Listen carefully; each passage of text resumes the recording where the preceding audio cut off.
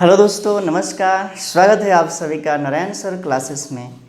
आज के वीडियो में हम बात करेंगे कक्षा 12 की जीव विज्ञान का पहला अध्याय जो है क्या, जीवों में जनन। इससे पहले हमने कक्षा 12 का सिलेबस बताया था, जिसमें बताया था कि संपूर्ण सिलेबस को 5 इकाइयों में रखा गया है और इन्हीं 5 इकाइयों को हम क्रम से यहाँ पे पढ़ेंगे।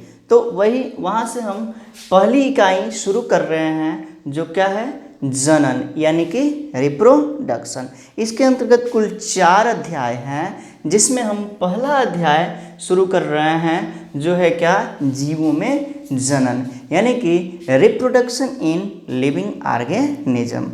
Reproduction in living organism. तो वीडियो शुरू करने से पहले एक छोटा सा रिक्वेस्ट है कि यदि अभी हमारे चैनल पे आप नए हैं तो हमारे चैनल को सब्सक्राइब कीजिए और बेल आइकन को भी प्रेस कीजिए ताकि नोटिफिकेशन मिलता रहे। और यदि हमारा वीडियो अच्छा लगता हो तो इसे लाइक कीजिए और अधिक से अधिक शेयर कीजिए। तो चलिए प्रारंभ करते हैं कक्षा 12 का जीव विज्ञान का इकाई 1, जो है जीवों में जनन। यहाँ पे जो है सबसे पहला जो हेडिंग आएगा वो क्या है, जीवन अवधि। क्या, जीवन अवधि।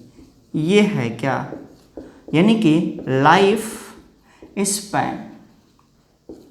लाइफ स्पैन तो कहने का मतलब है कि इस पृथ्वी पर जितने भी जीवधारी हैं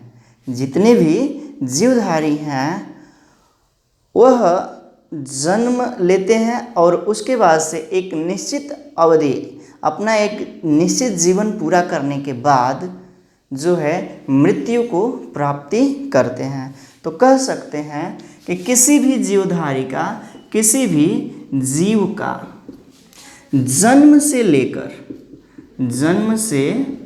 लेकर प्राकृतिक मृत्यु तक के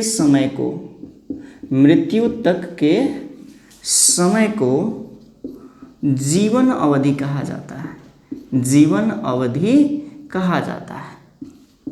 यानी कि कह सकते हैं कि किसी भी जीव का जन्म होता है और उसके बाद से अपना जीवन पूर्ण करने के बाद मृत्यु को प्राप्त करता है, यानी कि जन्म से लेकर के मृत्यु तक के समय को ही कहा जाता है क्या, जीवन अवधि।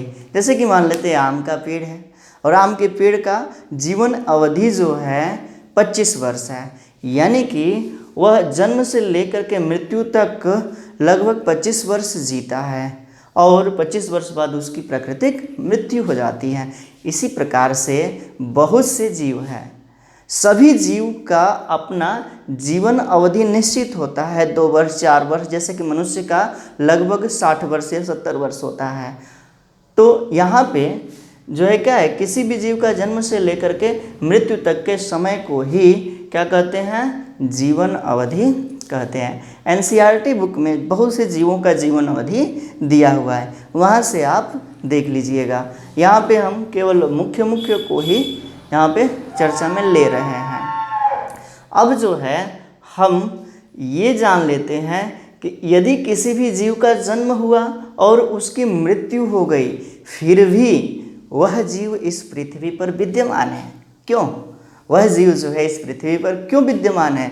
तो कुछ न कुछ क्रियाएं करता है यहाँ पे, जिस कारण उसका वंश जो है आज भी पृथ्वी पर उपस्थित है, मृत्यु के बाद भी। यानी कि वह क्रिया कौन सा करता है? तो जनन का। किसका? जनन, यानी कि ये क्या है, रिप्रोडक्शन। रिप्रोडक्शन ये है क्या?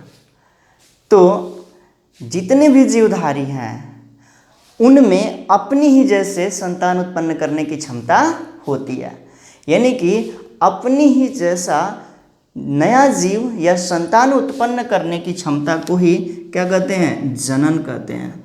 जो जीवों का एक मुख्य लक्षण है, अपनी ही जैसी संतति उत्पन्न करने की क्षमता को क्या कहते हैं, रिप्रोडक्शन कहते हैं, यानी कि जनन कहते हैं। यानी कि पृथ्वी पर सभी जीवों में इस जनन की क्षमता होती है और इसी कारण उस जीव की मृत्यु के बाद भी उसकी जाति इस पृथ्वी पर देखने को मिलती है। तो जितने भी जीवधारी हैं सभी में जनन की क्षमता होती है। तो इस अध्याय में हम जनन के बारे में विस्तार से जानेंगे कि जनन की कितनी विधियां हैं, कौन से जीव में किस प्रकार का जनन पाया जाता है, यहाँ पे हमें इसके बारे में पढ़ना है।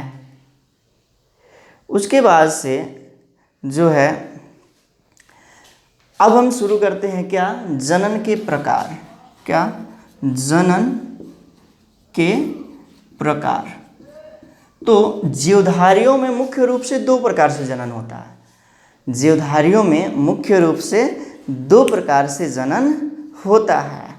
और ये कौन कौन सा है, तो पहला है अलैंगिक जनन। अलैंगिक जनन यानी कि ए सेक्सुअल रिप्रोडक्शन।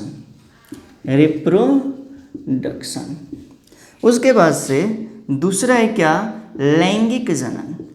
लैंगिक जनन यानी कि सेक्सुअल रिप्रोडक्शन, यानी कि लैंगिक जनन और अलैंगिक जनन। तो सभी जीवधारियों में दो प्रकार का जनन होता है। एक क्या है, अलैंगिक जनन यानी कि सेक्सुअल रिप्रोडक्शन, और दूसरा है लैंगिक जनन यानी कि एसेक्सुअल रिप्रोडक्शन।